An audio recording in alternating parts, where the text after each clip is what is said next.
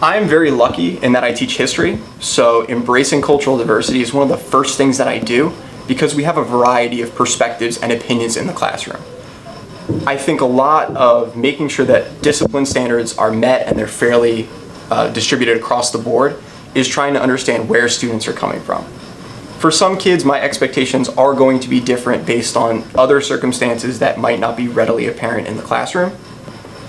But really knowing my students is very important. For example, I have kids who are very, very talkative. They're very vocal in the classroom.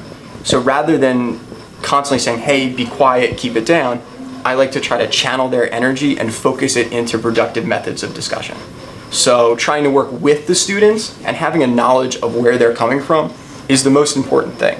Because if your students feel that the teacher cares about them, they will move mountains to kind of meet your expectations. And that's pretty standard. So just as we differentiate our instructions to meet student needs, we should also differentiate our classroom management to allow for us to keep, as teachers, to keep that relationship that we have with the students intact. So, and we need to know, we need to build these relationships with our students because we need to know what works for them and what doesn't work for them.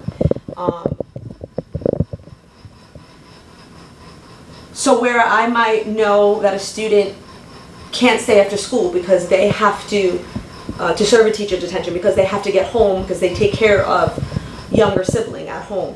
Okay, so then I'm going to modify my classroom management, my discipline policy to be something along the lines of a teacher lunch detention, right? Or come before school if that's possible.